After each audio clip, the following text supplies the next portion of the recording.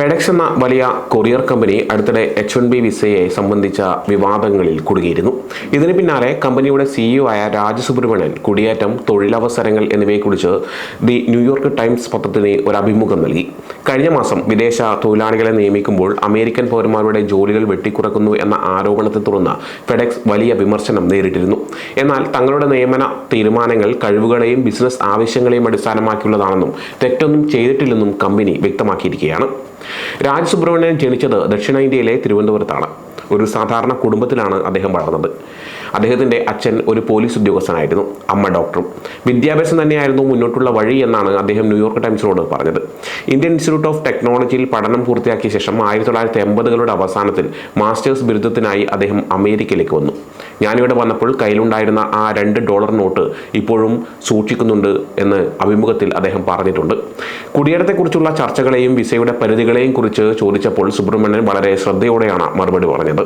എനിക്ക് ലഭിച്ച അവസരങ്ങളെക്കുറിച്ച് ഞാൻ വളരെ നന്ദിയുള്ളവനാണ്. ഇത് ശരിക്കും ഒരു അമേരിക്കൻ കഥയാണ്. കാരണം ഇത്തരം കഥകൾ മറ്റ് രാജ്യങ്ങളിൽ സംഭവിക്കാൻ സാധ്യത വളരെ കുറവാണ്. അതാണ് അമേരിക്കയുടെ ഏറ്റവും വലിയ ശക്തികളിലൊന്ന് എന്ന് അദ്ദേഹം കൂട്ടിച്ചേർത്തു. നിയമപരമായ കുടിയേറ്റത്തിൽ ഞാൻ വിശ്വസിക്കുന്നു. അത് വളരെ പ്രധാനമാണെന്ന് സുബ്രഹ്മണ്യൻ പറയുന്നു. ഫെഡെക്സിന്റെ കാഴ്ചപ്പാടിൽ കമ്പനി ഒരു മെറിറ്റോക്രസിയാണ്, അതായത് കഴിവുള്ളവർക്ക് അവസരം ലഭിക്കുന്ന ഒരിടം. ഞങ്ങൾ എല്ലാവർക്കും അവസരങ്ങൾ നൽകുന്നു. ഞാനും അതിനൊരു ഉദാഹരണമാണ്. പക്ഷേ ഞാൻ മാത്രമല്ല എന്നും അദ്ദേഹം കൂട്ടിച്ചേർത്തു. ഈ പ്രസ്താവനകൾ വരുന്നത് ഫെഡെക്സ് തങ്ങളുടെ നിയമന രീതികളെക്കുറിച്ച് വിമർശനം നേരിടുന്ന സാഹചര്യത്തിലാണ്. കഴിഞ്ഞ മാസം ദി ഡാളസ് എക്സ്പ്രസ് പ്രസിദ്ധീകരിച്ച ഒരു റിപ്പോർട്ട് അനുസരിച്ച് H-1B വിസ പ്രോഗ്രാമിന് കീഴിൽ ഫെഡെക്സ് വിദേശ തൊഴിലാളികളെ നിയമിക്കുമ്പോൾ ചിലയിടങ്ങളിൽ അമേരിക്കൻ ജോലികൾ കുറഞ്ഞതായി ഔദ്യോഗിക കണക്കുകൾ കാണിക്കുന്നു എന്നാണ്. ഫെഡെക്സിന്റെ H-1B നിയമന വിവാദം എന്താണെന്ന് നോക്കാം.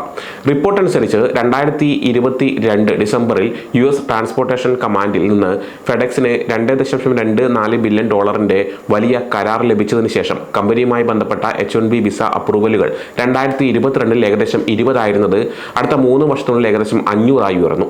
എന്നാൽ ഈ കണക്കുകൾ പൂർണ്ണമായ ചിത്രം നൽകുന്നില്ലെന്നും എല്ലാ വിസ അപേക്ഷകളും യഥാർത്ഥ നിയമങ്ങളിലേക്ക് നയിക്കുന്നില്ലെന്നും ഫെഡെക്സ് വ്യക്തമാക്കി. ദി ഡാളസ് എക്സ്പ്രസിനോട് ഒരു കമ്പനി വക്താവ് പറഞ്ഞത് ഇങ്ങനെയാണ്: ഞങ്ങളുടെ ബിസിനസ്സിൽ വിവിധ കഴിവുകൾ ആവശ്യമുള്ള ധാരാളം ജോലികൾ ഞങ്ങൾക്കുണ്ട്. കൂടാതെ എല്ലാ ഫെഡറൽ കുടിയേറ്റ നിയമങ്ങളും പാലിക്കാൻ ഞങ്ങൾ പ്രതിജ്ഞാബദ്ധരാണ്. ഈ വിശദീകരണങ്ങൾ നൽകിയിട്ടും ഓൺലൈനിൽ വിമർശനം തുടർന്നു. സുബ്രഹ്മണ്യൻ സോഷ്യൽ മീഡിയയിൽ വ്യക്തിപരമായ ആക്രമണങ്ങൾ നേരിടേണ്ടി വന്നു. FT റിപ്പോർട്ട് അനുസരിച്ച് നിരവധി വലിയ അമേരിക്കൻ കമ്പനികൾ ഇന്ത്യൻ വിരുദ്ധ വികാരങ്ങൾ നേരിടുന്നുണ്ട്. റിപ്പോർട്ടിൽ ഉദ്ധരിച്ച വിദഗ്ധർ പറയുന്നത് US പ്രസിഡന്റ് ഡൊണാൾഡ് ട്രംപ് സെപ്റ്റംബറിൽ H-1B വിസ പ്രോഗ്രാമിൽ മാറ്റങ്ങൾ പ്രഖ്യാപിച്ചതിന് ശേഷമാണ് ഈ വിദ്വേഷം വർദ്ധിച്ചതെന്നാണ്. സ്ഥിതിഗതികളുടെ ഗൗരവം വ്യക്തമാക്കുന്ന കണക്കുകൾ പുറത്തു വന്നിട്ടുണ്ട്. സ്റ്റോപ്പ് AAPI ഹേറ്റ് എന്ന സംഘടനയുടെയും കൗണ്ടർ ടെററിസം സ്ഥാപനമായ മൂൺഷോട്ട് എന്നിവയുടെയും ഡാറ്റ അനുസരിച്ച് നവംബർ വരെയുള്ള ഒരു വർഷത്തിനിടെ ദക്ഷിണേഷ്യക്കാർക്കെതിരായ, പ്രത്യേകിച്ച് ഇന്ത്യക്കാർക്കെതിരായ അക്രമ ഭീഷണികൾ 12% വർദ്ധിച്ചു.